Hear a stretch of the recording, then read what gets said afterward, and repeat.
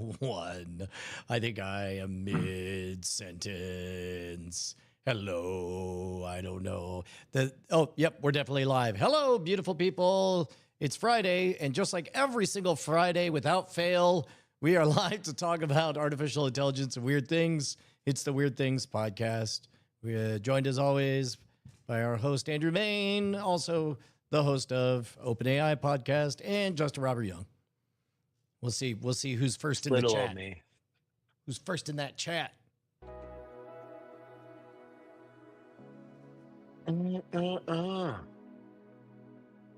Oh, there it is. Dylan Theus continues to be the rock and roller coaster. Oh, wonderful. Frankie Magic 13. I believe that's the same Frankie I met at Magic Live. Is that correct? I don't know. I don't know. Are we post consent to say people's names, or like in a world where everything is cameras on all the time? Can we just admit that reality happens and that we met a person? I don't know without their permission, or if they're trying, they're like, man, I told my boss I was going to this training seminar. But listen, Brian says we live in a post-camera world and everybody's okay with this. By the way, let's go see a Coldplay concert. What's the worst that could happen? You know what? I withdraw my question, Your Honor. Oh, man. All right. Well, here, I see. No, I'm like outing them for Magic Live. Yeah, that's the shame. The shame is that they're a magician. That was the real violation of trust. Thank you very much, Frankie Magic 13, Error 404, Rinko, Dylan Theus. Like I say, let's dive in and get started. We'll get started in 3, 2, 1. Hello and welcome to the Weird Things podcast. I'm Andrew Mayne, joined by Brian Brushwood. Ahoy, hoy. And Mr. Justin Robert Young. Well, hello.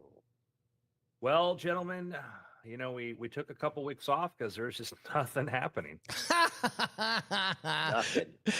I mean, there literally is this fatigue. I don't want to say fatigue because we're going to keep on going strong, but boy, at some point, does it feel like Xeno's arrow? Like there's dark thoughts that bubble up. Like, what's the point of trying to keep up? By the time you finish asking yourself if you should keep up, another new thing has changed the entire paradigm. I love surfing on the new things. I love it. I think it's a huge opportunity because I found, oh my God, I found last night somebody tweeted a thing which and then I had, you know, the Twitter surfaced the relevant tweet. Last night somebody tweeted this thing which was let me pull this up here, and it was a tweet from OpenAI back in 2019. Oh, Jesus. In 2019, February 14, 2019. We've trained an unsupervised language model that can generate coherent paragraphs and perform rudimentary reading comprehension, machine translation, question answering, summarization, all without task-specific training. And that was the announcement for GPT-2.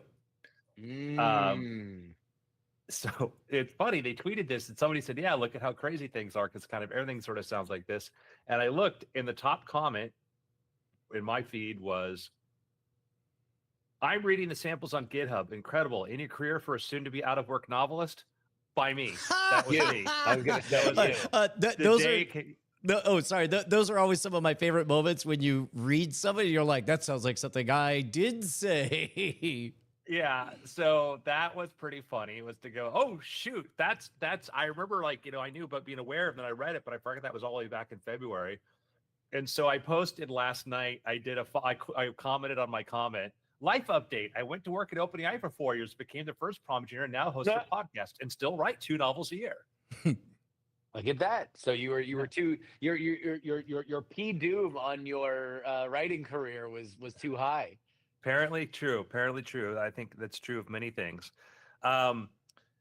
We recorded an episode of the OpenAI podcast on Tuesday. Yeah, and like we're just released today. And one of the people I talked to was Jakob Pohatsky, who is the chief researcher, chief scientist at OpenAI. Chief scientist. Yeah. Yeah. And what's interesting is he brought on Simon Sidor, who's a colleague of his, works at OpenAI. They both went to the same high school in Poland. They went to this high school where they had a great computer or a great mathematics teacher or computer science teacher. And I had asked, kind of like, what that meant, whatever. And Jakob had said, yeah, when people talk about AI replacing teachers, he's like, I don't see it because I look at how much this teacher inspired us. And I thought, what a great thing to hear the head of scientist at OpenAI say about that. This guy, nobody's opinion guessing about the future of AI's capabilities are as good as his. I think that is safe. That is safe to say. If you were to judge all humans, like, that dude is about as hands-on and has understood this technology as much as it is to be understood. And I thought that was a remarkable moment of the podcast as well, for him to say, look, there's an emotional component to learning, especially when you're at that age. And could it be augmented? Sure, but it's not going to be replaced. Yeah, it's the thing that I'm trying to tell people, because I've heard externally, I saw like somebody tweet like, oh, everybody I know says that the labor force and all is going to fall. And I'm like, all the smart people I know don't feel that way. I mean, I know some people who are like some of the really, really heads down researchers who could not tell you the price of groceries or realize how the things got into the bag or who told them to buy the thing, maybe have a different response. But the people who are kind of in the real world, have more time to sort of spend that, or people like, Jakob touching upon real experience will tell you like, yeah, people are more than just IQ and horsepower, way more than just IQ and horsepower. And it's this idea that, you have a teacher that shows you what's possible, and people are like, well, an AI could do that. Like, oh, I'll take life lessons from an AI. I'm going to take life lessons. Like, tell me, ChatGPT, your experience doing this. And I want it to tell me a lot of great things, but when it comes to the things that really kind of are important to us, there's a reason we go to churches and we have sermons done by preachers and rabbis and other people. There's reasons why a lot of us will gravitate to go listen to a lecture by the person who wrote the book that we already read the book, and I think when people discount that kind of human connection, you forget where the real value is. Like, the purpose of humans is culture, and we're not going to stop making culture. Yeah. The job of a parent is to keep your kid alive and teach them fundamentals for which it precludes you from being able to say other things that might contradict or be different from the lessons that you've already taught that matter the most. And we often need just somebody else, an authority figure that tells you the thing that your parent's not going to, even if sometimes that's work harder. Your output isn't as good as what you might think it to be. If you have a really supportive parent that is doing everything for you, you need coach, pastor, teacher, whatever it is, that's going to say, no, do this thing different. There's such a huge need for non-parental voices, human voices, that are going to remain important. If anything, I think that AI is going to find a home in places where humans aren't great, and we weren't going to be great. Like in the same way that a diary is great. A diary is great because it's just pages where you fill your secrets. If there's a mechanical element to asking the right question at the right time in the right moment that you don't want other people to know, then that's a place where AI can succeed. That's in terms of the human stuff. Obviously, it can succeed in a lot of computational stuff. But yeah, I don't know.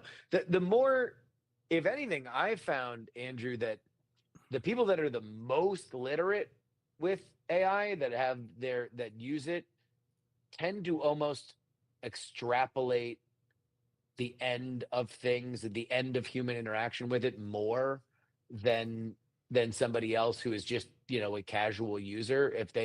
Casual users to me are like, yeah, it does some cool stuff, and maybe it'll do more cool stuff. And people who are really, really involved in it, that can see the potential path of scale, are like, these things are going to go away tomorrow. And I think that I had the They opposite. might.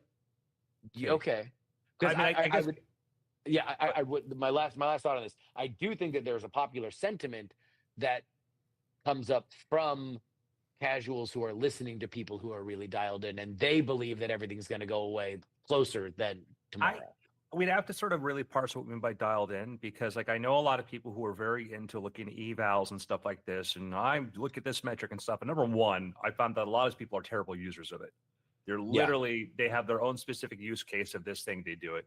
When I talk to people who are like power users of the chat GPT, of people who say, okay, I just switch this one, I do this, and I'm off, and I'm building agents, or I'm using this stuff, they are the most optimistic to me, because they're using it, the people that are using it to do normal stuff. Techies doing techie stuff in a very narrow techie thing often are Yeah. pessimistic. But I think that people who are kind of the more normies I know who use this stuff a lot and like have found it to be useful are very enthusiastic. Yeah, I don't know if I would put it in the same bucket of pessimistic versus optimistic. In general, the pessimistic people, I don't tend to think have much of a sense on exactly how things are going to be bad. They just Mhm. are terrified that it is going to be bad. Um, it's more just capabilities of like specifically in terms of job replacement. Like when will this person who has a job now no longer have a job because their job is fully automatable? And Yeah, but the uh power users to me are the ones that go, "Oh my god, I've become even more useful." yeah, yeah. Oh, yeah.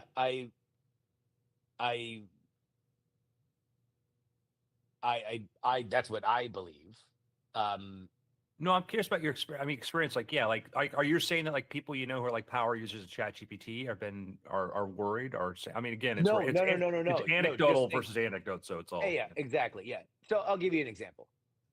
Uh Agent comes out. Agent has the capability to make spreadsheets, right? Yeah. They're not fantastic spreadsheets, but this is something where you can just tell it to do research, which it's already very good at with deep research, and it can sort those ideas out competently, and it can make not great looking, but in existence spreadsheets. And so I was talking to somebody, and they were like, "Yeah, we're like count down the days until no human makes a spreadsheet. Like that this is going to be But who something is that this is person though? uh somebody that we work with at Interdimensional. His name starts with an R. Yeah, but again, he's yeah, I would, and we should have him on here. I would say Yeah. that he's a guy that would tell you we shouldn't have spreadsheets at all. He is a person that is an extremely math-based person that worked very early on very. He's not a typical user. I'll put it that way. He's not a Sure. guy. He's a guy that tells the CEO, "You're doing it all wrong. You shouldn't even be in this sector. You shouldn't be in this business." You know, I agree. And that's my point. My point is that people who and I would are say that oh, sorry, I thought you were finished. You paused. no, it's a terrible connection. I think that like he's brilliant. But I mean, also he's not a power chat GPT user. He's a guy that just builds his own tools. Yeah. Yeah. I guess I agree with you. And I think that he's a brilliant dude. And I don't think that he's necessarily being pessimistic or optimistic about it. He was just, reading forward a scale in his head, Mm-hmm. and the future was very, very close from his vantage point. And Yeah, all I yeah. would say, It's a connection issue. I was paused. It's a connection issue. okay. Um, all I was going to say is that I do think that there's a human component to this where if let's say it's great at making spreadsheets, we're still going to want humans that build really great spreadsheets at more of a pace, or slide decks at more of a pace than they would otherwise. So I don't know. I'm more the further we've gotten down the road from my vantage point, the less I'm afraid that like tomorrow all the jobs are going to go away.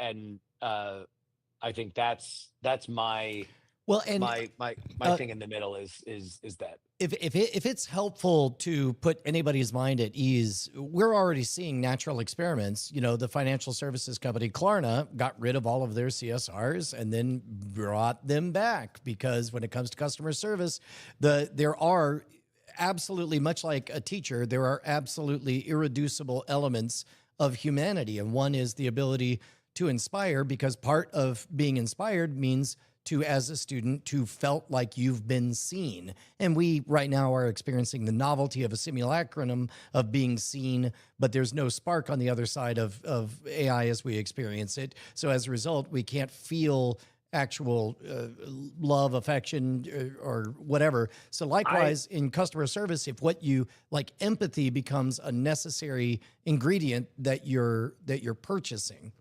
I think they just had crappy tech. I don't need empathy. I need a person to get it done when it comes to see. I have there's a company right now. We'll name it. Their mascot's a mouse. That I've been trying to do an update on a thing, an account thing, and I can't because every time I call support, it's a half an hour, and they can't. Yeah. They don't have enough people to go do that, and it's been a frustrating thing for me. And I think that we've had like because again most of the time I'm getting a person reading a script like a robot anyways. You know. I do think for high people who have agency to do things, 100%, Brian.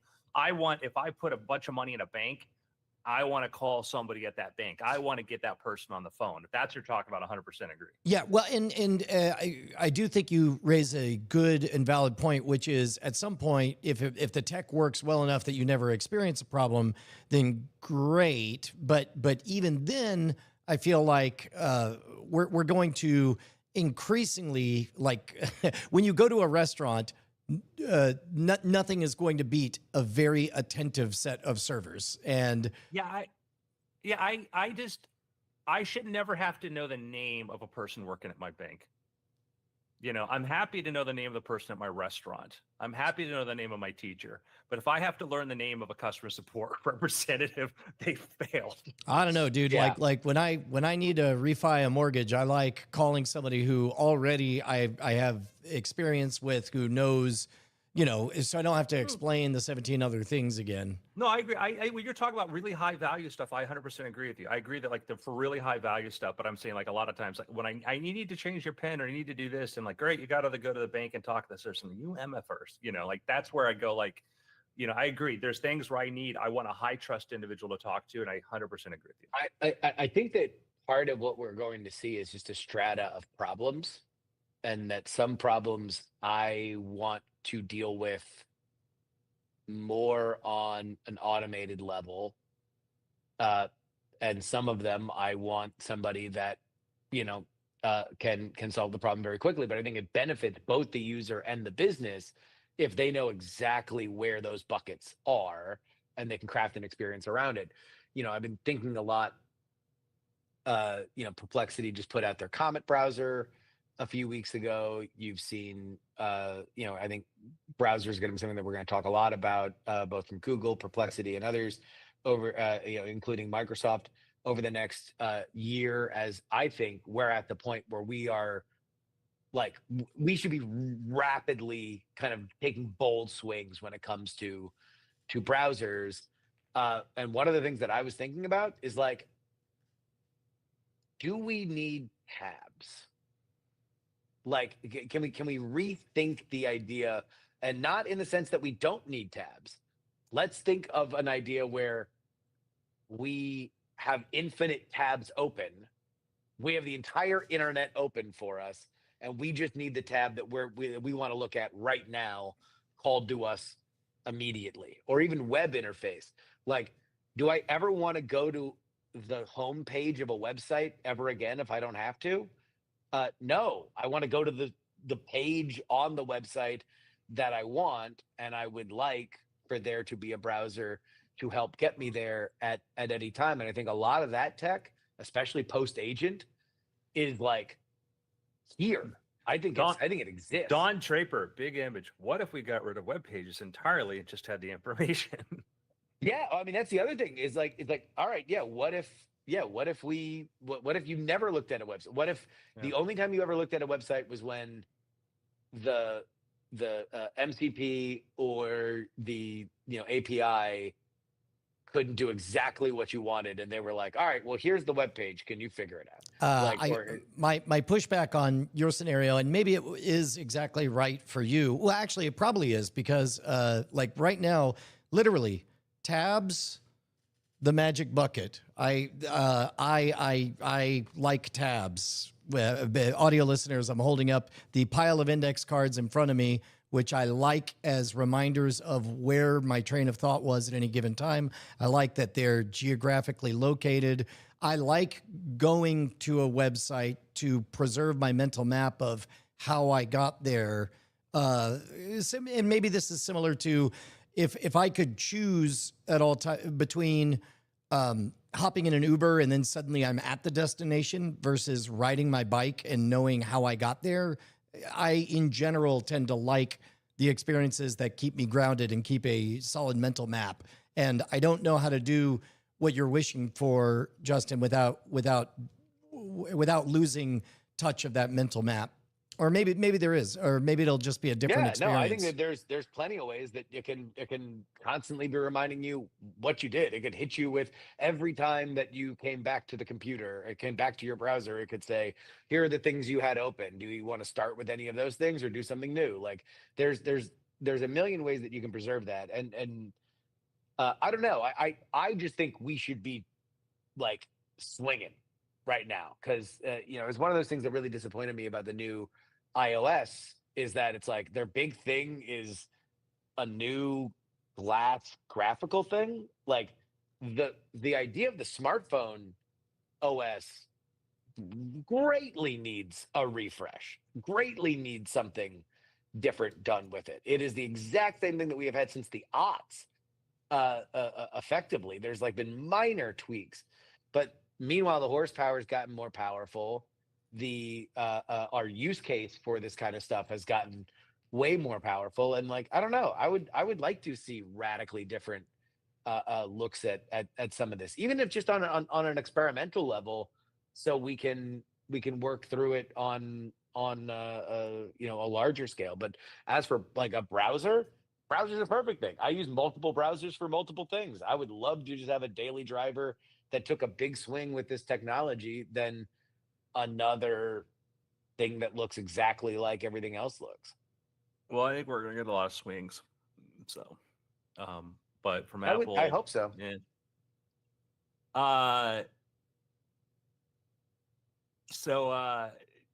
One of the big things that came out, and again, like we get miracles every day. I call Justin up all the time. I'm like, people, it's like amazing. It's miracles every day. Like one, Age of GPT-5.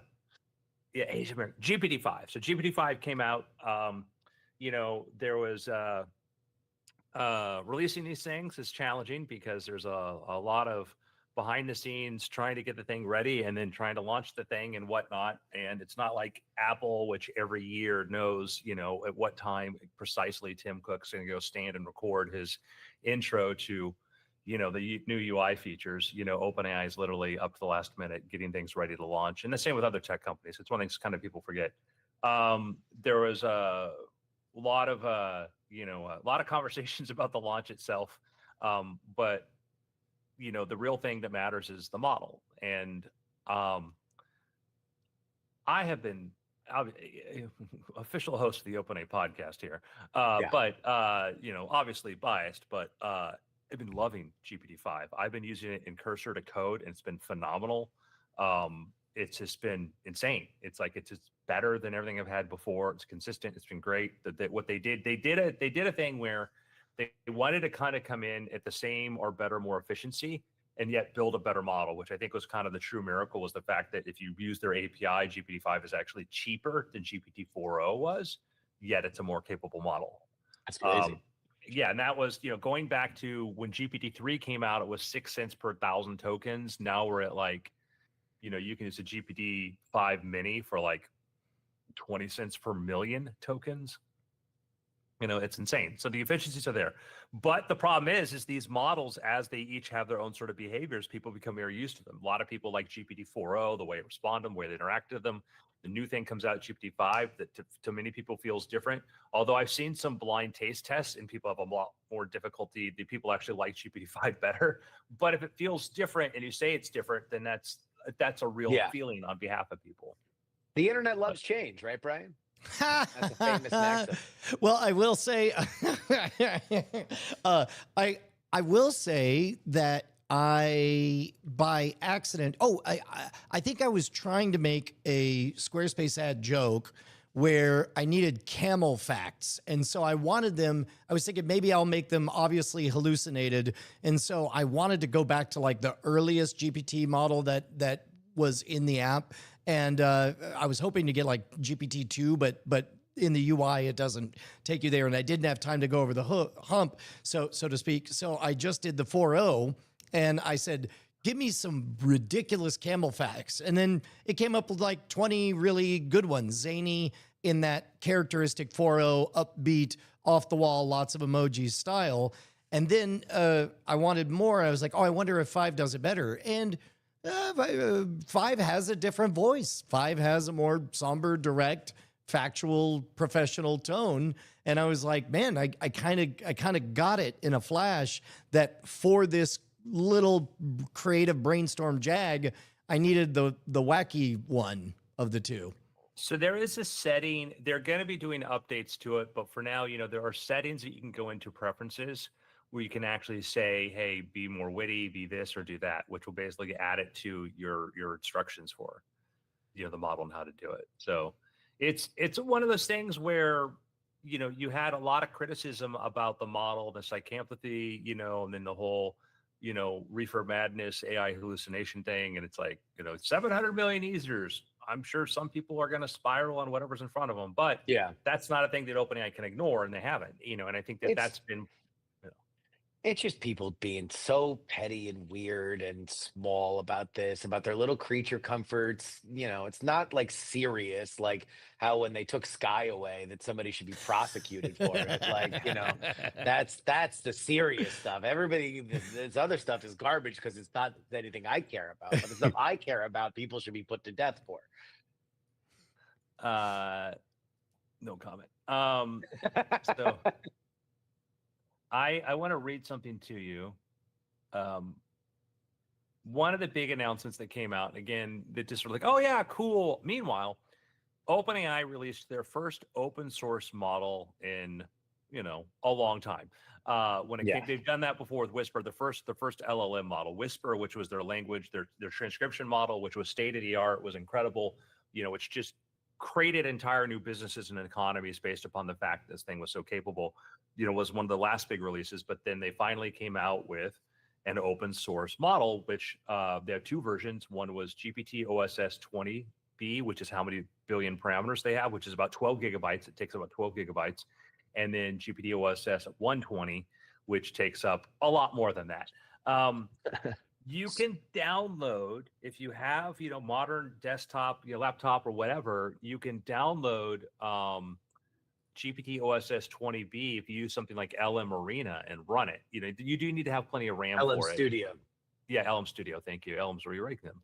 But yeah, LM Studio, and go to LM Studio. It is extremely easy. They just literally click a button here. Now you download it, and now you're running roughly something that's equivalent to O4 Mini, which was a big powerhouse model that OpenAI had. You can run that locally. And this blows my mind. One, that they're able to, when you bring a model down, you distill a model down. You part of what you do is you help it. You've talked about this before, but a really important way to think about intelligence, whether it's human or AI, is there's fluid and crystalline intelligence.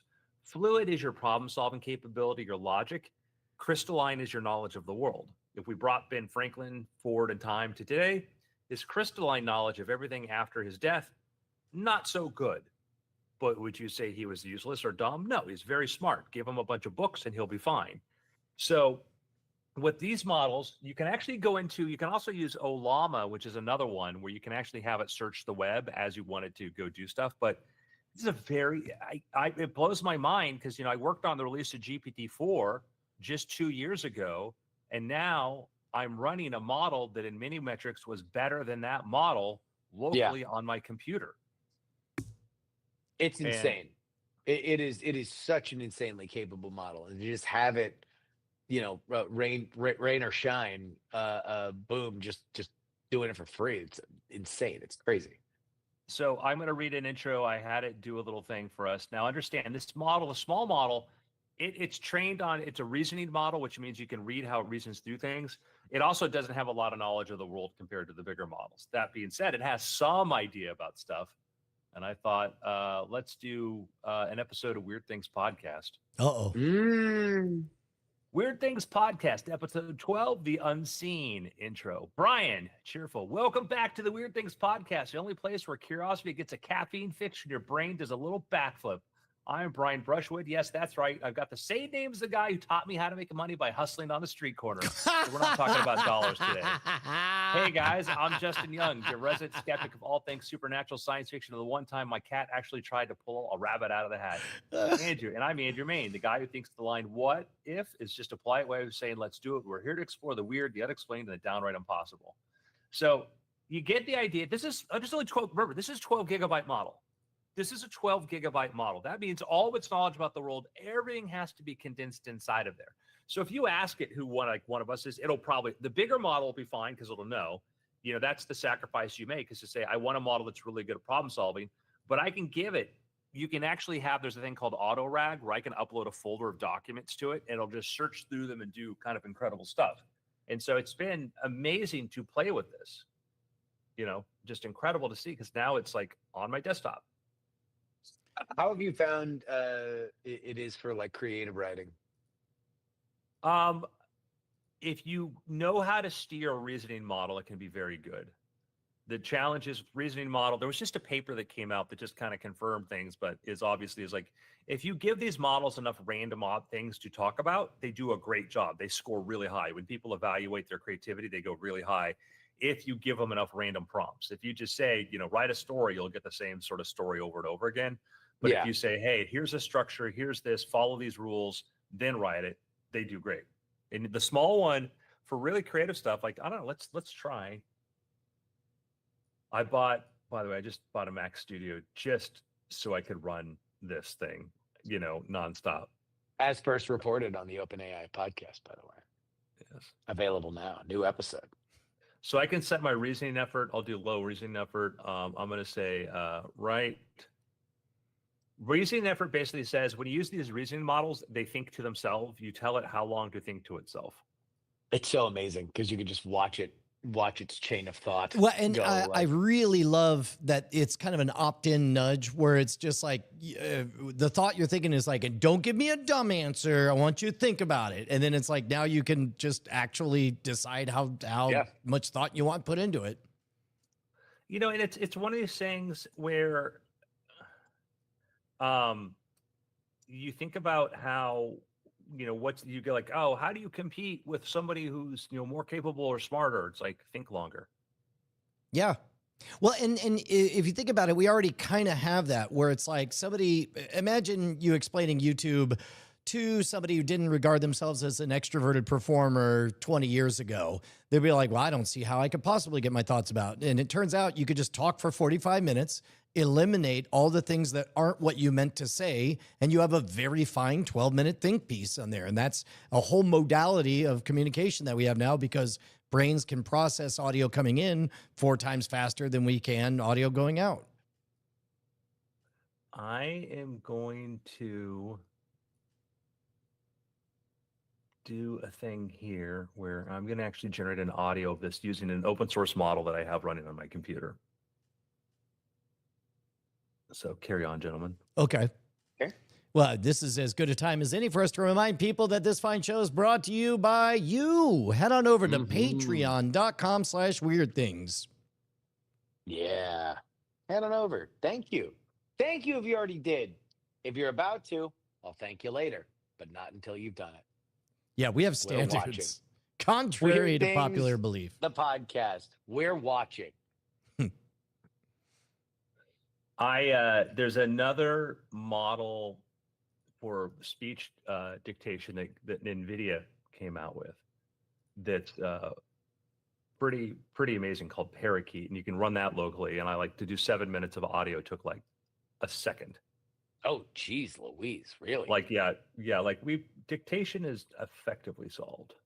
Can you is that a Mac Whisper thing? Can you get that What's on that? Mac Whisper? Can you get that on Mac Whisper? Yeah. You can go Parakeet Mac Whisper. Yeah, that's how I found out about it. Hell Let me see if you guys can hear this.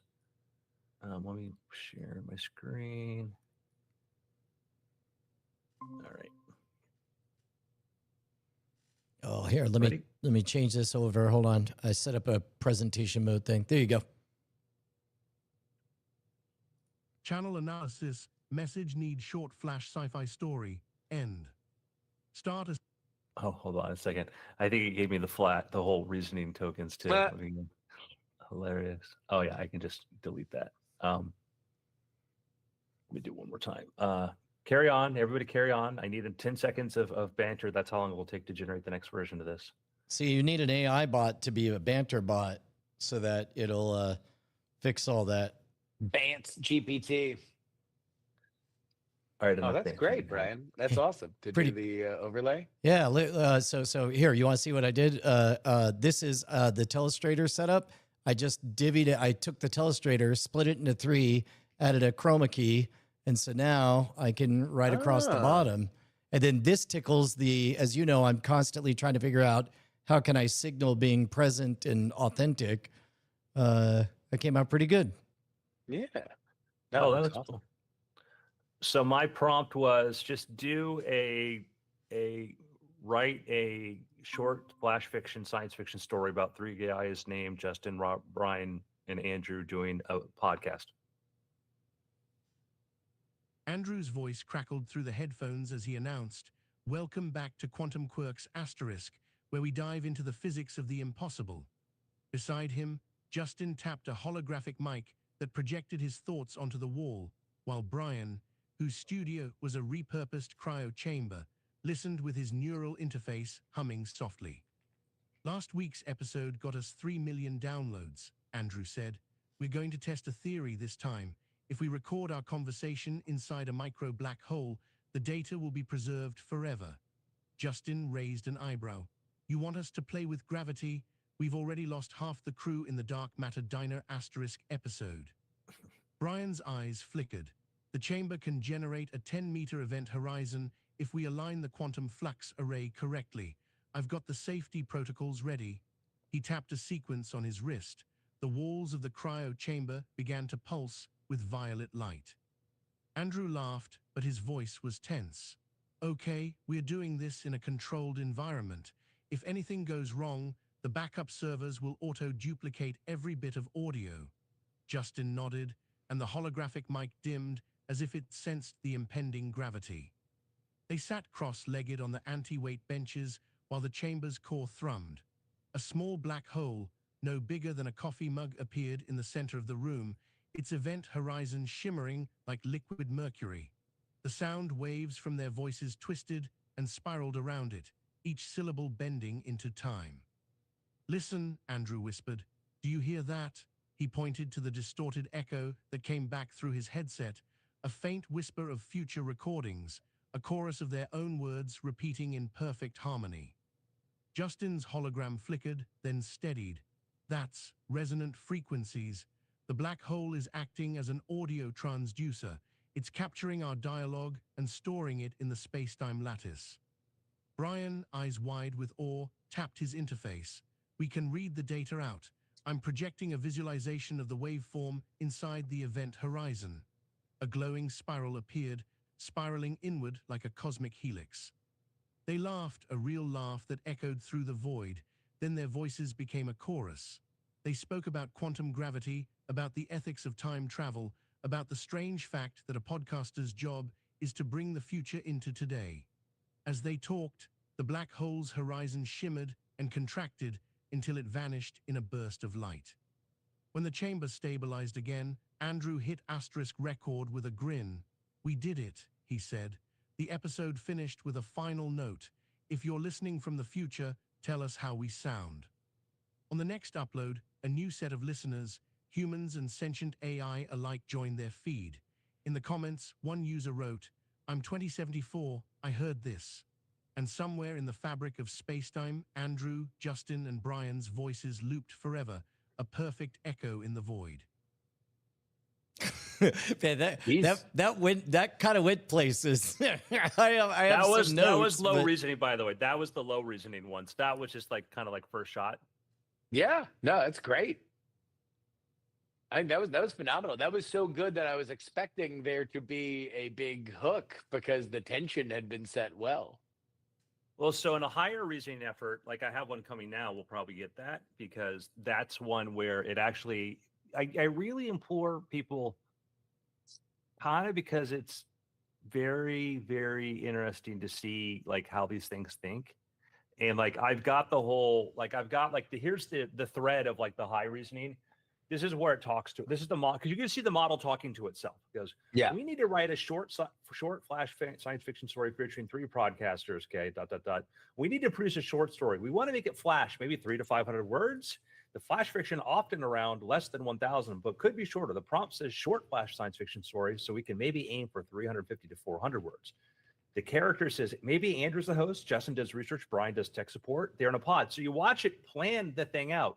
We could set the scene in 2099. The 3 friends run a podcast called Echoes of the Void. And so you see it just go through the whole thing. You see it like the notes from the writers' meeting that they're trying on. Yeah, I should share this. Yeah, let me share this because it's very, very fascinating to see the insight of it.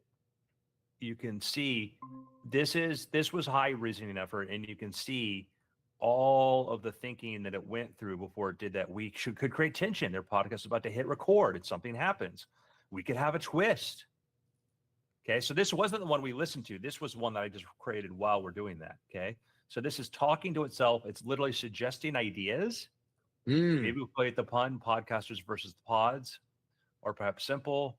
And then so it goes through all of these things. Let's name the show, Stellar Echoes. It finally comes to a consensus about what it's going to do and then writes the story, which I can generate there. That's crazy. And we are, this method of reasoning, as far as, was only announced back in like November. Okay. We're not even a year into it, and everybody takes reasoning models kind of for granted. And they're not even a year old. And this idea of how do you prompt these things? How do you get these things? But the idea that these models could actually think about things over a longer time and come up with different answers than if you just zero shotted them is insane. It's absolutely insane. Oh, wow. It generated this. It's a 13-minute podcast. We could maybe put it at the end. What's gonna taste? Oh, is it playing? We're not hearing it. Yeah, let me put it in a different browser. Sorry, let me go. I'll share it within.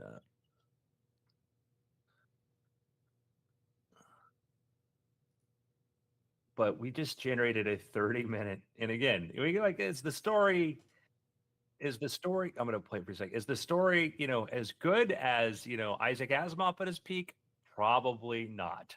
But we have this pathway of we know how to make these things better. I mean, but but which Asimov? I was about to say there is some in the weeds Asimov out there. All right, I'll start this. Again, this was for everybody listening. This was generated on my Mac using the GPT OSS, the small 20 billion parameter model. So it's a local model. This is not GPT-5. This is the tiniest model you can get. It's a free open source version of OpenAI's model. I used Kokoro, which is a voice generator, which you can run locally. All of this was open source. All of this is a thing you can do on your own computer. Andrew's voice crackled into the feed as he opened the microphone. It was always the same opening line that made listeners on distant worlds feel like they were sitting in his cramped studio, not 10 light years away. He smiled at the blank screen of the recording console and said, "Welcome back to Stellar Echoes, where we turn the void into conversation." Justin, perched beside him with a steaming mug, raised an eyebrow. "You sure that's the right Do you think frequency steaming for the mug refers to Andromeda coffee or listeners?" your he gorgeous asked, face? but his voice was too light for the ship's acoustic dampeners. Brian, in his corner, adjusted the signal-boosting rig. He was always the one who kept their gear from frying on a cosmic storm. "All good," he muttered. the feeds smooth as glass. The silence that followed was thick with anticipation, a quiet that made the hull of the Vanguard hum. Then, in the middle of Andrew's narration about a recent comet sighting, his mic picked up a faint hiss. Justin leaned forward. "Did you hear that?" he whispered. Brian froze mid-adjustment. The hiss had become a distinct phrase. Andrew, stop recording. The three men stared at each other. They were in the middle of a live show. Their voices were meant to reach out into the emptiness, not be answered by it. "Probably just a glitch," Andrew said, forcing a laugh. He went back on track, but the phrase lingered in his mind like a ghostly echo. Justin's curiosity flared. "What if it's an external signal?" he suggested, eyes flicking to the ship's diagnostics. All right, The I'm AI actually voice getting answered engaged at this point. automatically, So this signal is as- run totally We'll put it at the end. on your computer? This is totally run on your computer? I generated the text completely on my computer. I didn't do the audio uses a model that's on my computer, but I didn't do the audio on my computer because I didn't want to go use the other computer. I Yeah. have a Okay. tone But that- but yeah, basically, this can be completely 100%. off the grid. Yeah. Yeah. Like I said, the text was written locally. The audio model is a local audio model, so we can paste this at the end of the podcast if people want to hear. Yeah. And this is no prompt. This is one sentence. Do this. No instructions about avoid cliches. Yeah. Use a structure. Use examples. Use this. It's a 12 gigabyte model. It is a 12 gigabyte model. It fits on a small flash drive. And it's able to generate infinite things that you influence it. And if you start giving it context or stuff like this, to say, here's an article or here's 3 ideas, summarize this. We're in a simulation, folks. Well, Yeah. so one of our white whales that we keep holding our breath for are semi-intelligent glasses that could give us a heads-up display That Brian holds his breath for. oh, you know, do you I not don't like want glasses. I had LASIK. I didn't pay for LASIK. So I had to wear okay, yeah, all glasses right. again. You got to go straight to the contacts. No, No, I don't. But yeah, Oh, really? You wouldn't want to always on heads-up display? I'll give you my thought, but I don't want to interrupt you. Sorry. Oh, I'm just asking, like, seeing how svelte these models are getting, does that make you hopeful or interested? I would love from time to time to use a cool AR thing, but I see that like glasses are, but I see it as a temporary fix. I think that, I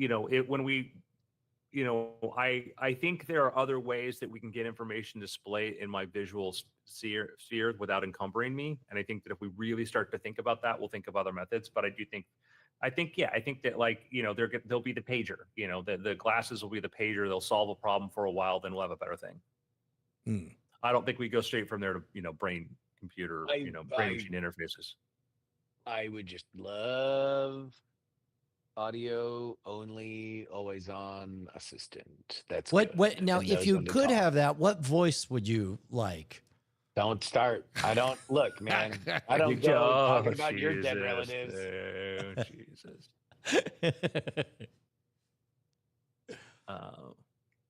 I didn't even see the new Jurassic Park because I hold it against her so much. I hope she stays lost in translation. Well, I could, if you want me to do let me try something here. Carry on for a moment. I really do wonder about the creative writing leaps that are kind of being made, and especially when you look at what's happening with this on an open source level. Now you're at a point where tinkering plus hardware creates something that is intensely sustainable, and when we talk about how cheap AI technology is going to be, a robust open source framework, which I think is like, I know there's a lot of talk and dialogue about like, well, open source versus closed models, blah, blah, blah, blah, blah. The AI open source stuff is so remarkable right now that it is at the level of, I think, some of the most burgeoning technological innovations that we have had, and they continue to get better. It does feel like right now there's a lot of people with a lot of time, money, and effort that are trying to better the world of things that are like, if not free, then close to free. which means this technology is going to be very, very, very democratized. And ultimately, once we get out of the nerd realm, I think it was a Merlin Mann definition of a guy who's on the phone to call his friend to talk about how cool the phone is, and get into the actual products, the actual art, the actual thing that people are going to use. That's where it's really going to sing. So, it's not that it's going to ever replace the human spark, but I do think it's going to fill blank spaces that wouldn't otherwise have anything with some really remarkable stuff and reshape what we come to expect as a creative experience.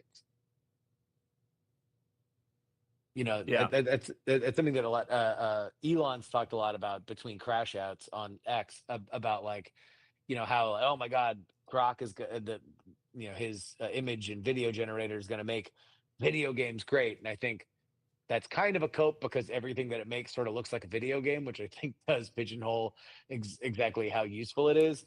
But Yeah, he's been getting kind of trashed because he's posting videos from Grok and they're like really behind what like VO3 can do, and they look yeah, bad. I mean, the stuff that yeah. he's retweeting is like, dude, that was like, that would have been a beer when it, Well, like, at Mid Journey 2 years ago. yeah, and somebody put a tweet out and said he's trying to create a Ghibli moment, which was that was the accidental thing when OpenAI updated the vision model, the image model, and it created these great Studio Ghibli thing, and people could not stop doing that because it was just so much fun. And here it's like, yeah, you're doing 2 year ago videos. It's like, Yeah.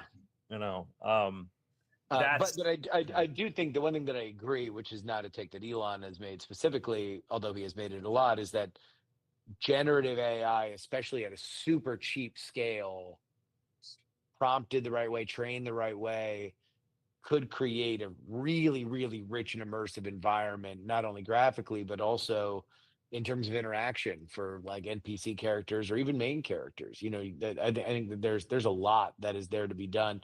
And when it's that effective and that cheap, then you can really start to open up what you can expect from it. Yeah, I think about the fact that the model that I ran to create that story generates 70 tokens per second. And if you assume that you roughly need 3 tokens per word, that means it can do, it does 75 tokens. So it can do like, it can basically generate 25 words per second, right? Speech is 150 words per minute, which means Man. I can have it doing 4 separate conversations at a time. I can have it, generating speech. It takes me 10 seconds per minute of speech on my computer over there. So I could basically be having a thing, and if you add input, output, waiting for responses, things like this thing could carry 8 conversations on at a time. It'd be like 8 different personalities. Or you think about the idea, what happens when you have your own GPT-4 level system running nonstop in your computer, doing other things like going through all your file folders, organizing stuff, looking at network traffic, looking at this. It's such a lot of news happened. So they added for ChatGPT Pro users, Gmail and calendar integration. I have terrible autobiographical memory. And I'm like, when did I shoot Don't Trust Andrew Mayne? I could not tell you the year if you asked me to. If you put a gun to my head, I'd be kind of hazy at it. And I'm like, here, can you tell me the year? And can you tell me when did I shoot over at Union Station where they shot Blade Runner? Pulls up the things, pulled up a list, a whole table of all the production days and the locations. I did that with my Shark Week stuff. I've been doing it now. Tell me when I went to go see movies. Like, I'd love to know a list of all the movies I saw. So are you using the ChatGPT app, or where does one turn that on in a? That's everywhere you want to be. Right now, it's in the browser. Or that's where I found it. It hit me with a pop-up saying, "Would you like to connect?" Yeah, I guess I haven't bumped into that pop-up yet. No, there should. Are you on? You're on Pro, or are you? Yeah. What level? Yeah, I do. Pro, not Plus. Pro, yeah. Yeah. So if you go into ChatGPT, in the app or browser. Go into the browser. Yeah. Okay. So that's probably the core reason is I just haven't been in the browser. But I think I got the pop up on my phone too. Yeah, I didn't get it there. Here, I'll take a look on the browser. Let's see. Yeah, when you hit the plus in the browser, do you see use connectors? I do. Is that where that lives? Yes. So that's something you could turn on or off, or do I? Oh, ad sources. Ah, interesting. So Gmail is searched automatically. Okay. Wow. Yeah, if you haven't used it, make sure that you manage your Gmail thing, and it'll just have you log back into it, just to make sure that you have it. But yeah, Gmail and Yeah, I got calendar are it. I there. got it. It popped up in my phone too. That's how I found out about it. I opened up my phone. Oh, you know what? I'm about to here. Let me see. Hold on. Me more in regards to my DEF CON email. So I similar to when I built this studio, I got as far as discovering that these tiny 4K cameras had motion tracking gimbals or whatever. And I built the studio thinking, however good these are, something better is going to come along. I've been in my emails interacting with the email list. By the way, gimme.scamstuff.com, sign up if you're not on there. I'll say stuff like, hey, if you're interested in this, just reply. And then I will individually respond to everyone. But I haven't done anything with it because like the tedious hour that it would take to assemble a sub list or what have you, I had a feeling that exactly what's happening right now could happen, which is the prompt was make a list of emails that recently replied, I'm interested, tell me more in regards to my DEF CON email. So I'm assuming that it will figure out that I recently did an email about DEF CON and that people were encouraged to reply, I'm interested, tell me more, if that was the case. And so right now it's walking through all the various things, but it's got the little button that says get a quick answer, which I don't want because I want the good answer. Yeah, I was flipping out when I saw that it finally connected to Gmail and Calendar because I was just like, it just to have this level of intelligence with the context windows are now to be able to go over stuff and to be able to search and do things. Literally, this is the connecting, like working early on at GPT, GPT-3 and then GPT-4 was I'm like, once we can connect this to other data and it can work in an agentic way, which is what this does, so many unlocks, so many things become possible. We just don't, we are watching sticks be rubbed against each other and go, oh, that's how you make sticks warm. Yeah. Yeah. No, this is Have just you tried the the warm stick beginning. thing? Have you tried the warm stick thing? Yeah, it's Have you pretty tried cool. warm Warm sticks? stick is, yeah, it's cool. It's cool. Have you tried fire? Fire burned my friend. But not good. It's not good. It No, burned my friend. Too It's not bright. good. I Yeah. hurt. Yeah, that's not, yeah, these tools are amazing. I know a lot of people they hope like, well, they'll reach a wall, they'll pause or whatever, Yeah. because I think a lot of people feel an existential sort of fear of the fact that things move fast and these capabilities increase. I'm sorry to report to those of you, they will not. We are past this paradigm now with the reasoning systems and the longer context and the ability of these systems to think longer and do more.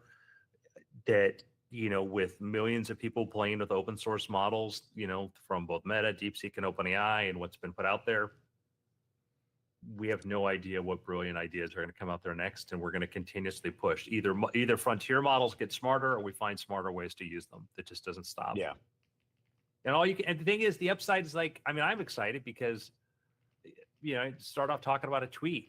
I was a guy that was on the outside, was, former reality TV guy, but said, oh, this sounds really interesting. And then, went to work, got into work in tech. And now I'm a guy that helps other people and companies and building AI systems for other people and I just something I picked up in my late 40s, you know? And so, if you follow the stuff now is a great time to jump in because a lot of stuff that was 3 years ago, it's old news. Now it's all the new stuff. Just play, use it, use ChatGPT. Yeah. You'll get,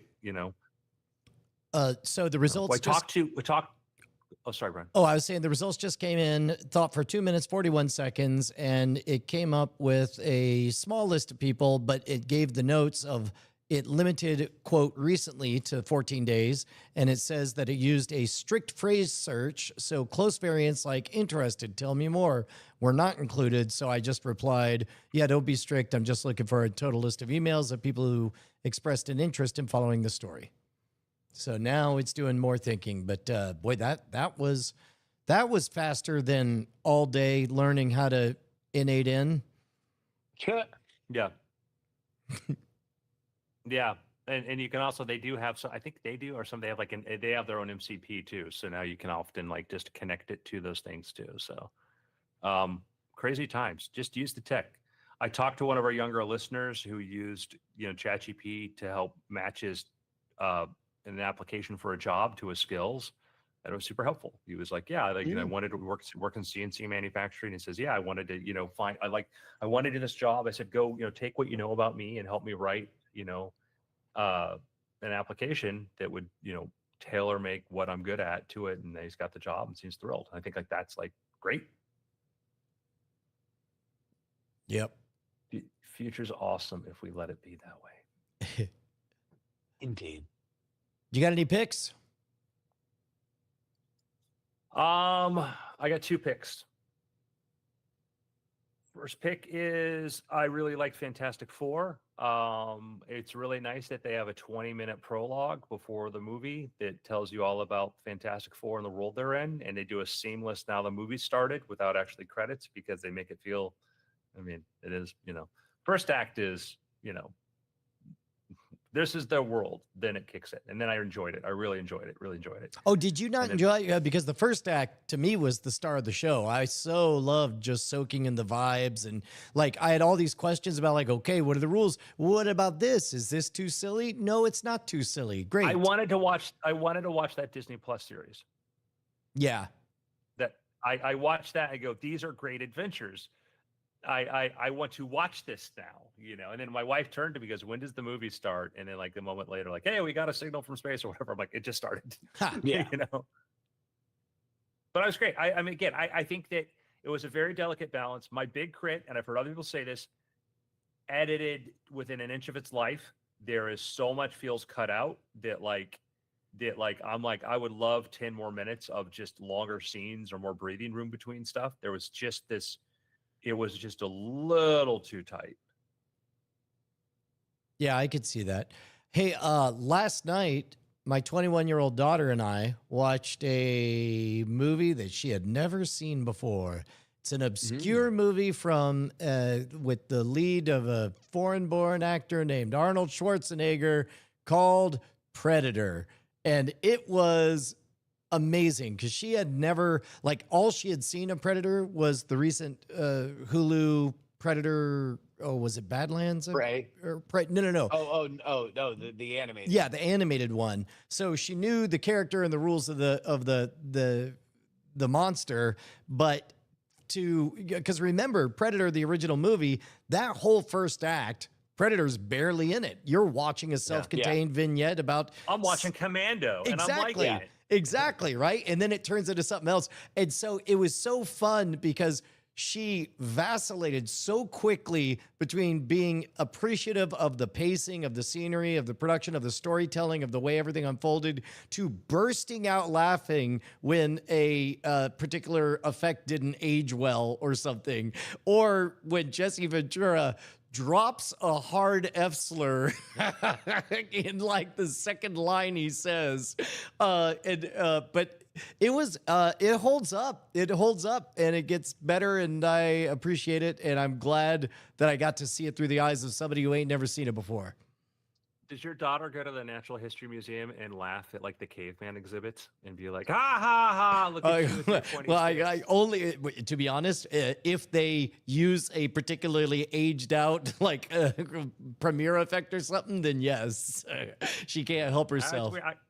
I know, but it's like not like they had better options. Oh, her logic brain understands that this was best in class and transformative at the moment, but also like, I ain't gonna lie, his big old floppy rubber glove hands really do have a hard time manipulating objects. They look like exactly like they are.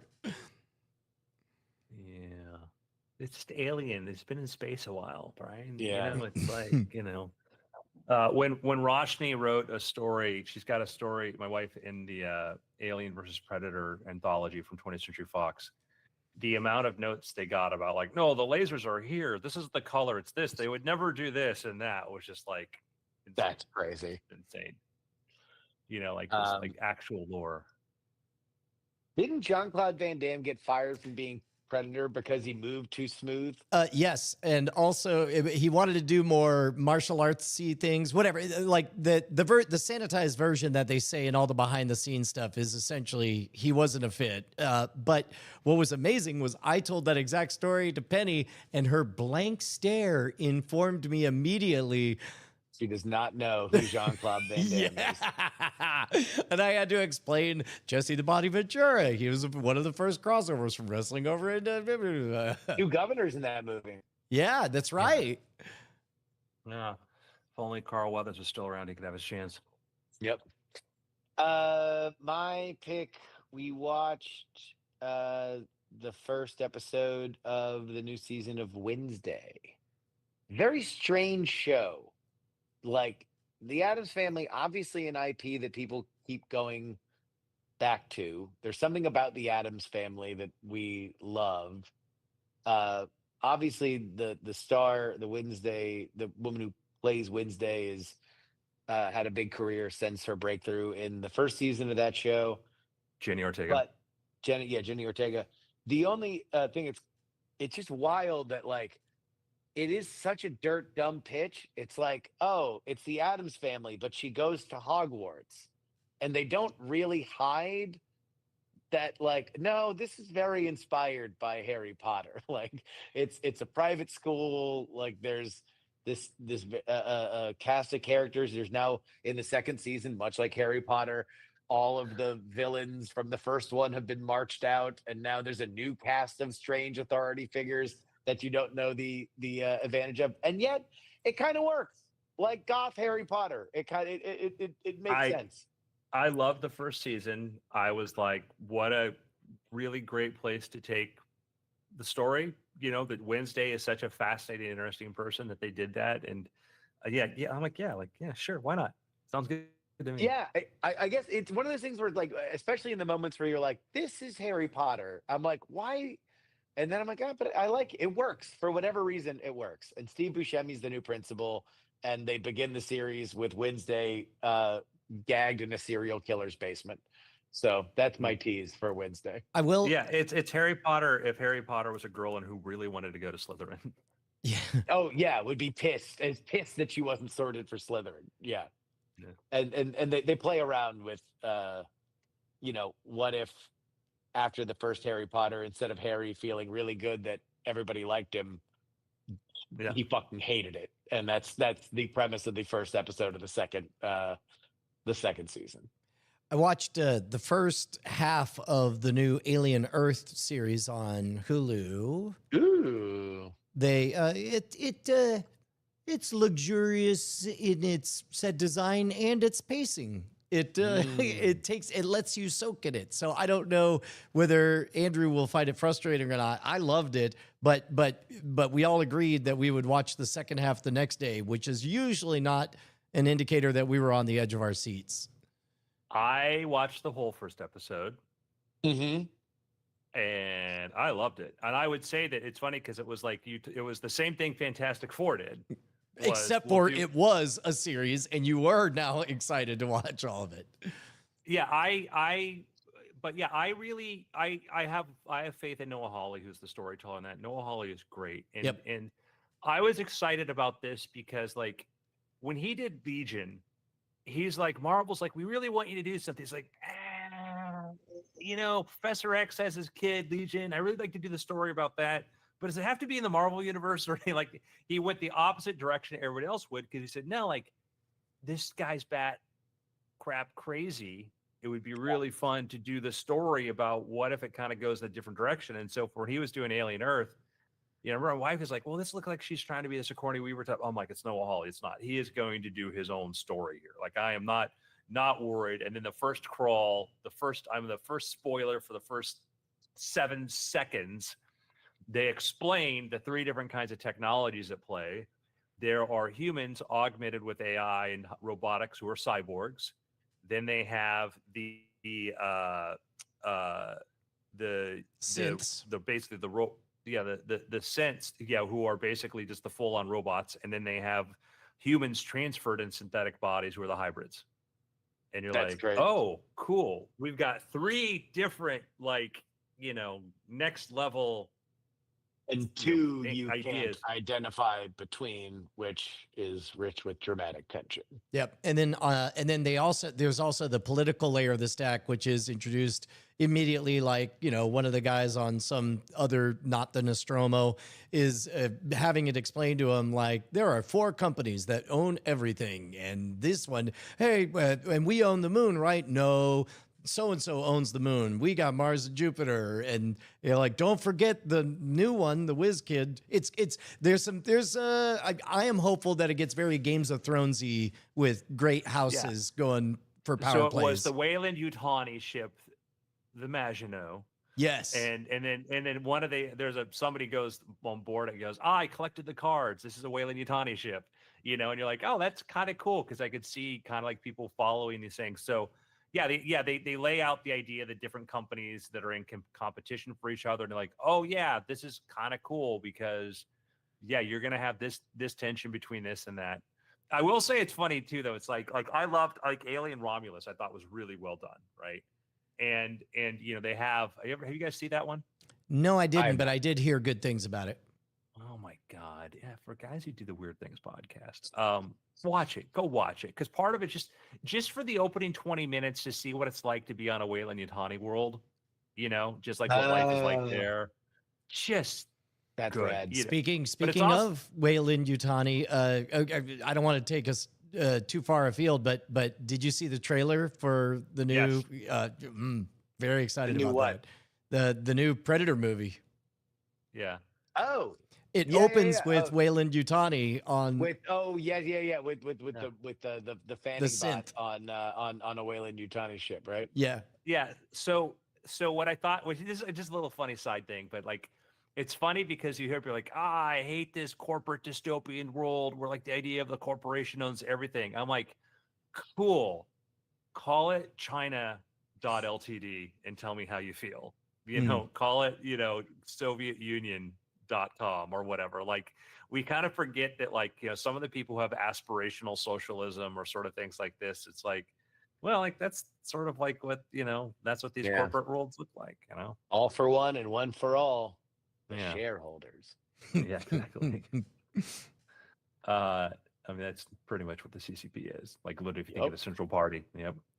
All right, gentlemen. Any other picks? We all good? Yep. It's been weird. We did it. Oh, wait. Reading through the comments on the YouTube for the new episode. Yeah. People love the boys. Jakob and Simon. They're earnest. They're good guys. Yeah, so we did the interview with Jakob and Simone, who are Jakob's the chief scientist, and then Simone, who's another researcher at OpenAI, and it's just, we're talking to people who are in research land, but they're really neat, earnest, sweet people. It's great that they went to the same high school. That's so funny. Yeah. So when I was doing the SRT, the subtitles last night, I was trying to get the names right of everybody, and sometimes it's hard. Like, I wasn't able to find exactly the spelling of their high school teacher's name that they shouted out, but they're talking about their friend who was a former OpenAI employee that competed in this programming contest in Japan. Yeah. And it's this long form thing. And the way that they were saying the name, it sounded like Saiho or something like that. So I was thinking that he was Asian or something because it was a contest in Japan. It was just where my brain went. Yeah. No, looked up the article. It's a Polish friend of theirs named Psycho. Oh yeah. That's I remember when I saw the news about him getting the top spot. Yeah, which it was great because the quote that they tell the story in the episode, but coding competition, it's an open-ended one that goes 7 or 10 hours. I forget which it is, but it's a long haul thing, and it requires a lot of open-ended thinking. And OpenAI's model is submitted, and it ultimately only comes in second to Psycho. Yeah. And Psycho is just like, I hate this model. I need to go to sleep. I'm Yeah, very tired. yeah, they'd had like Jakob had talked to Psycho and they'd had like a prediction about like when AI would be able to beat it, and it turned out the only person that could beat it was Psycho. Was Psycho. And It was his name just is so Psycho. funny. I was looking up and I'm like, how do you spell Saito? It's like, was it Saito or Saiho? It's like, nope, Psycho. It's just the Polish way to pronounce Psycho. Well, cool. You guys want to keep on rolling, or Sure. Do it All right. after things. here we go. 3, 2. Hello and welcome to After Things. I'm Brian Brushwood, joined by Andrew Mayne. Hi. Be right. Oh, whoops. I forget which kind of characters. Classic Justin move. Yeah, I get confused. I'm Justin. I love politics.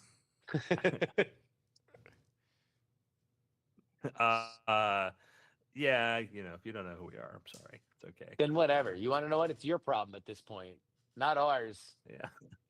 That's right. Wow. Jeff Bezos is like, I love this podcast. I want to send them money, but I don't know who they are. Too bad. I'll tell you what, Jeff. man. It's interesting because like some people are all into. We recorded a short thing at DEF CON, and there was this moment that I could tell that one of the vendors I was talking about really wanted to mention the website, and there was this moment that I'm like, please trust me, don't mention the website. You know why? Because we see your company name. Everyone can find everyone now. Just have a name that is not someone else's name, and you will be found. That's it.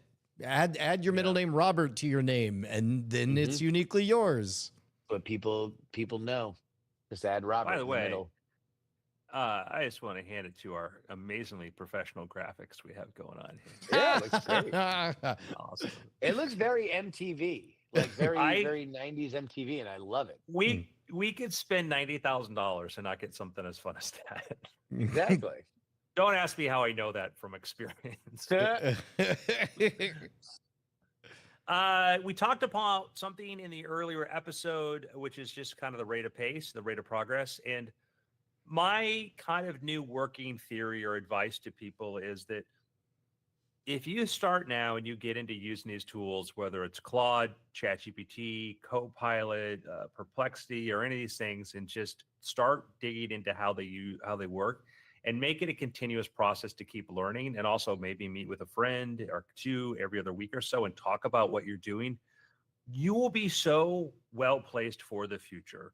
Yeah. I do not kid you. I talk to people who have MIT degrees, who study computer science and AI, who are nowhere near as equipped for where things are right now as somebody who has been just using it for 6 months. I think sometimes it's a hindrance. Like we're at such a rapid pace, or a growth pace, that oftentimes trying to get your bearings into things sometimes can hamper the ability to just dive with a fresh mind into new and evolving tools, and having assumptions on guardrails for things, and how you got the most out of a model before might not be the way that you get the most out of the model now. And then beyond that, we're just entering in a world of tremendous complexity with all the things you can do around it with agent and connectors and stuff like that. So it's like the best thing that I randomly saw online was like, play with it a lot and solve your own problems. Don't try to solve a big thing that you think you can. Even if you want to start a business, figure out things that you do all the time, and then value exactly how good those tools are and what strategies you use to get to them, Like that's the valuable stuff because like, man, it's the gold rush and they're opening up new claims every day. And the better you know about how to dig, the better. Yeah, it's they can be overwhelming, but then you just start with a small corner of it that's relevant to you. And then also when you see it do something fun for you or neat for you, like, with Agent, I've got these sort of little tests that I do for this. And when I saw this thing start to do really neat, useful things for me, I started to think bigger. A lot of times people start too big, too complex, and then they go, it didn't really work, whatever. But yeah, but there might be 5 slightly smaller tasks it's great at. And, I now use it, ChatGPT. I'm like, what are my important, emails today? What do I need to look at? And I'm like, oh, cool. This gives me a heads up on that. It can even draft me responses and replies. Yeah. I can't wait until it goes input on the connectors, man. I wanted to change my calendar. I wanted to write my emails. The more I deal with ChatGPT and the more capable ChatGPT becomes, the more I just want it to be my number one interface for the internet and social media specifically. It's funny when they came out with the $200 a month subscription. I think Justin and I were like, yes, yes, yes, yes, yes, yes. And then now, like Brian too. And now we're like, I look at what you can do with agents, and they when they floated the idea of a $2,000 a month subscription, people who didn't get it, like, oh, they're going to raise, like, no, you're going to get so much more out of it. And Yeah. Agent is like, you start to think like, I'm still rubbing sticks to the go, oh, it's how I make them warm and not, oh, well, fire. Because I start to think about like, I got this image generator on my computer here. And I'm like, oh, I'd like to just create my own library of like AI generated images for stuff that I could do if I wanted to make videos and stuff. And I'm like, oh, I could just ask Agent to give me like a list of like 500 historical figures and then just use those as prompts and generate them. Yeah. But I had to think about that, and there's a lot of things I start thinking. I did the demo for Justin where I said, hey, I want you to make an ebook about this and create the cover and everything. And it generated an entire ebook with the cover and everything. And we're getting to the point where, if you can kind of learn to prompt a bit and be really specific about how the task should work. Insane. I mean, the Agent's so capable. It's so crazy capable. Like, I don't think people have even really understood it. No, it's not getting anywhere. Yeah, the vibe it should. Yeah. Like, especially now with like ChatGPT's ChatGPT did 2 things recently on the app. Number one, they've always had the ability. It's one of the few apps that I almost immediately was like, yes, alerts, all alerts, whatever ChatGPT wants to tell me, I am allowing it to tell me because I know that they're probably not going to hit me with an advertisement, and I would rather it pop up on my home screen more than most of the crap that pops up on my home screen. But then also the tasks and scheduling, like that's huge. That's next level, especially with connections to calendar and But that is or is not in existence yet. Tasks and scheduling. It is. Yeah. How's that one? Is that also in the same thing? The connectors? No, I know it's in the apps. Yeah, so you can schedule it and tell it, yeah, I want you to do it this time. Like, go do a thing. Like, I made a demo. This is in agent mode, or no? You can do it. You can set it to normal. I did a demo where I said, I want you to just make me my own scrolling news feed of the news of the day, and it made my own web app, which looked like a news feed web app, but it just generated the whole code and everything and got real news. Well, and so where would you open? Or I guess you're doing that in the browser, or there's a thing, if you want to do schedule, you write a prompt, and if you go look on the lower below the bar, you'll see a thing called schedule. Let's see. Agent mode, deep research, create image, use connectors, study and learn web search. Let me show you. Okay. Gee, Brian, you don't know about the fizzle fazzle? Man, I'll tell you what, I give myself a lot of pass because it's like, Like I am not being a slouch about this stuff. And that's why I'm trying to be kind to everybody who's not keeping up, because I'm like, Brian, you're fairly close to all of it and you're not able to keep up. Yeah, I know. It's the let me see, where's the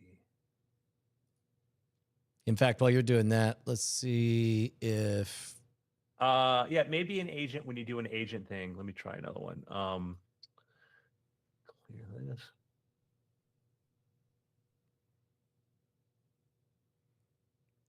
Yeah, I don't know where.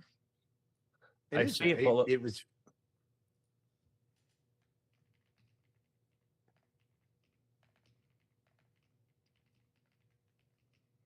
Where did I think it tasks might be go? when you. I think when you create a. Well, I had it's scheduled for me. That's I see it in one of my windows here. So I saw it as an option. So I did a thing where I asked it before to do a thing, and then I saw it below it. It says like copy, paste, edit, and then it had schedule. okay. Well, I mean, if it sounds like it exists, and the important part is I went from not knowing it could happen to knowing it now. You can do. There's when you'll see a thing once you complete a task being schedules, and then if you go into settings, you can manage your schedules. But let me see if I got right now. Oh, let me share my window here. I asked. I want to do. This is agent, by the way, that is agent, which is going through and doing a task. I want a how it's made channel of this because I could just watch it work all day. So I ask it to get the news. And theoretically, so what this is doing, by the way agent mode works is it's running a computer in the cloud. And so using that computer in the cloud, it's searching the web, it's going through these resources, et cetera, and doing the work that you want it to do, which means it can go open up other websites and do a lot of incredible stuff. There are some things to prevent it from doing things that, they don't want it to do, but it's incredible to think. Like I literally just asked the thing, go get the news. And now it's going through and doing searches, the Trump-Putin summit, et cetera.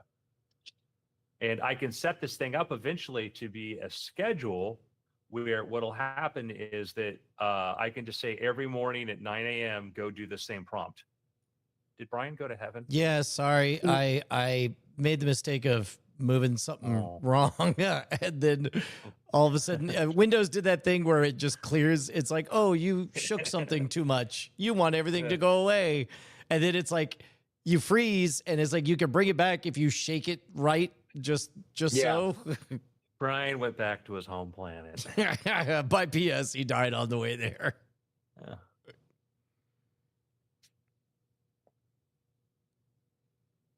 All right, so I've got my news sources here, and I should see this at the bottom. There, see schedule? There's a little button. I can click schedule, and I can say every morning, go do a daily news update for me. I can set the time and whatever. So one time there was a paywalled article, and in a moment of weakness, I said, hey man, I just want to read this article. And it gave me a summary. And I'm like, no, I actually want to read it. And it told me a way to get around it, I think through archive.org. And then since then, I realized that the summary is so good that now I'm like, what's in this article? And it just summarizes it. I'm like, yeah, that's good enough. Yeah, that's all. See, this is where I mean, again, this will enter into Justin's third decade of wanting to be the czar of journalism.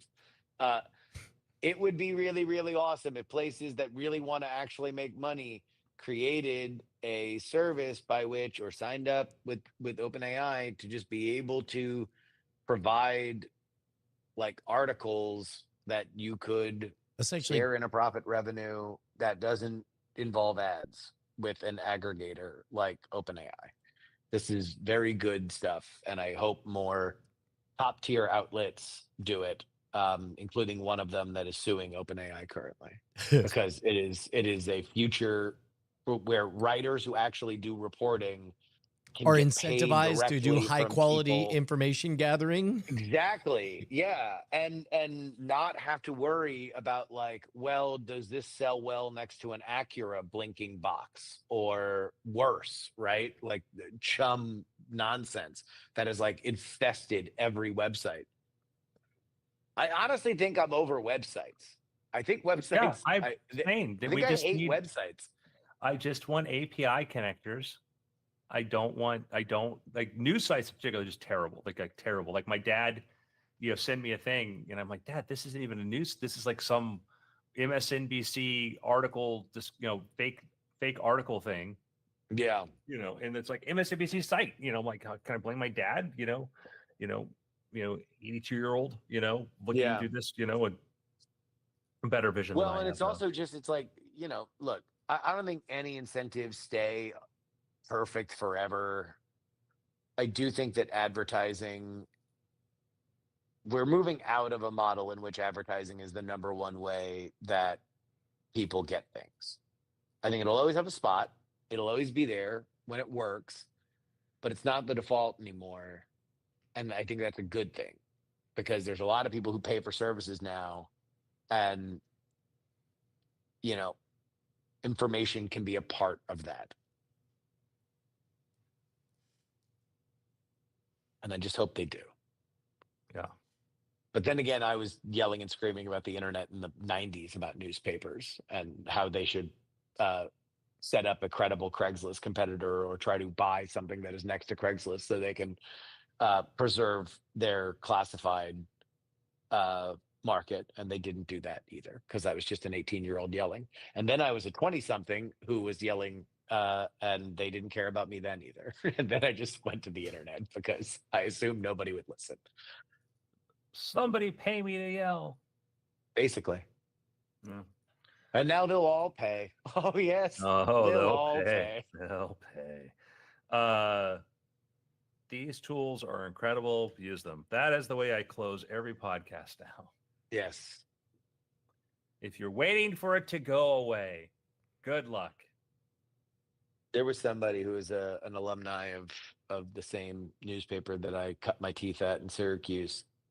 And their entire IG stories, they got to be about 15 years younger than me.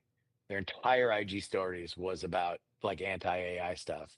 And I don't know her well enough to be like, do I need to have an intervention with you? Like, you need to knock it off. Like this is you. You might as well be telling me that you're going to shave your head and join a cult deep into the Oregonian forest if you are in the information or reporting world and you are anti-AI. Like, I care for you. I care for you, and I want you to have a prosperous future. It's that we talked about before, the problem of elite overproduction, and meaning that a lot more people came out of colleges with degrees for jobs that don't exist for those roles. Yeah. And it's not the job of the economy to bend itself backwards to create rules or to withhold progress so that people who said, well, I paid $80,000 for this degree from Brown, I should have and that would have been a long time ago that's all they spent. But anyhow, that they would, and that weird thing, I am owed this thing, society owes me this thing, so you should stop this AI thing, or I should not do this thing. It's hard because it's an incredible sense of entitlement. Like, it's an incredible sense of entitlement to say, yeah, I know there are a lot of unfair things in the world, but before you deploy this thing that might cure childhood leukemia, yeah, we need to talk about my student debt. It's like, I keep going back, as Brian and I oft do, to Mr. Show sketches.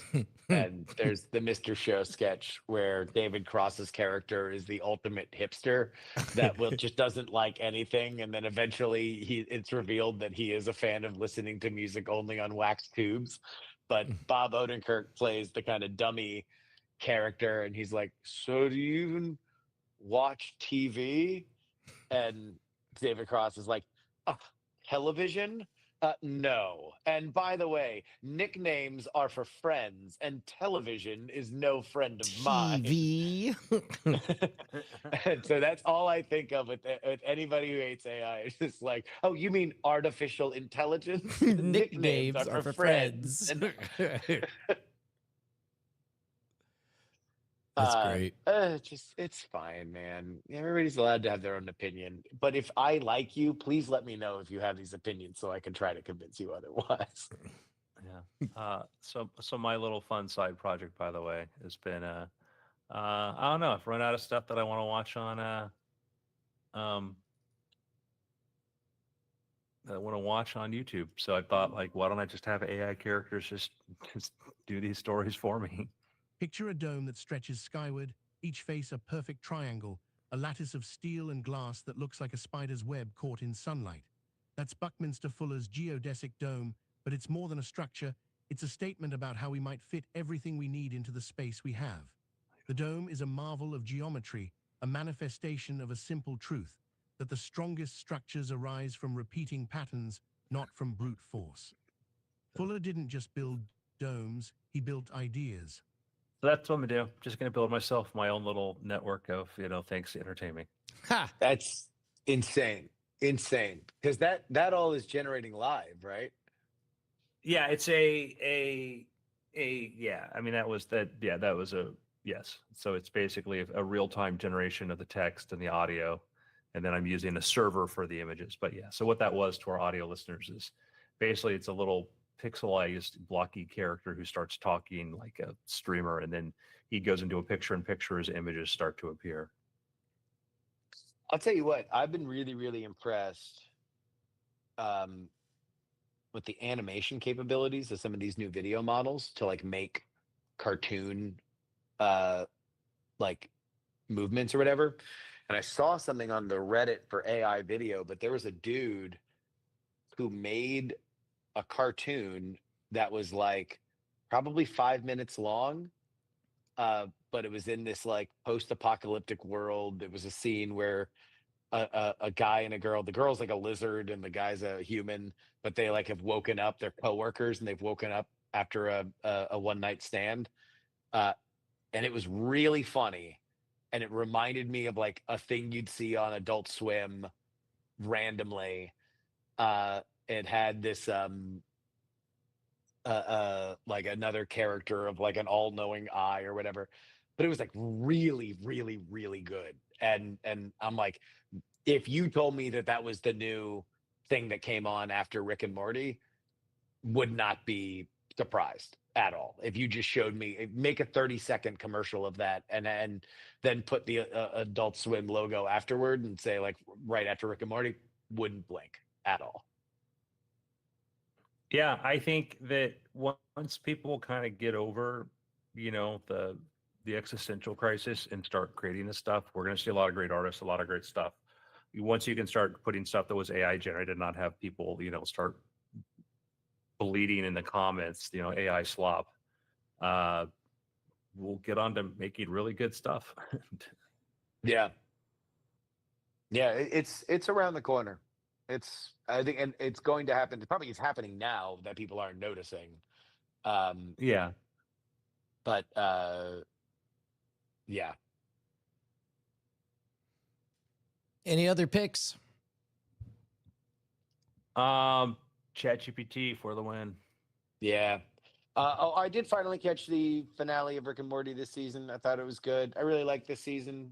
I enjoyed each episode, and I look forward to watching. I think Superman is on VOD tonight, or as I like to call, opening night for Yeah, for parents people with who a have kids. under one. Yeah. I think I'm going to try to go see Weapons in the theater tonight. I'm going to see if Josie wants to go see that. That's the movie where everyone is talking around it, so I actually don't know what clever things happen, but it's deeply unsettling, and it's the trailer depicts it as in a small town at 1:30 in the morning, all the children go through the front door and vanish. But a theme is about how everybody's using children as reasons or weapons for their own agenda, which sounds interesting. By the director of Barbarian. Ah, right on. Gentlemen, it's been after. We did it. And weird things and after things. Did the Great Night episode get posted from yesterday, Justin, or the day before yesterday? I've been holding off on the bones to make sure. Vito asked me for things yesterday. Okay. So I have not seen it, but I did not look for it. Okay. I also Oh, go ahead. Yeah, we need to figure out our weird things pipeline because it doesn't look like we posted an episode since May. Let me double check because we may have. I just need to know when you upload them because then I can go. If you want to go publish them, but if I don't. Okay, yeah. You know what? I think I'm falling for the false placebo of pressing a publish button and thinking that's the thing that has to happen. We disabled that because we're worried about the uploads. Yeah. So. Okay. All right. Well, I know that last time we did it, I uploaded them. I was very proud because I had them both done within 24 hours. Yeah, I know. But I'll make sure to do the follow up step this time as well. Well, I think the only one I see in here is, AI's latest from May, and then I think maybe from one in July, none in June. Let me see in the production folder. All right, boys, I'm gonna jump off. All right, bye.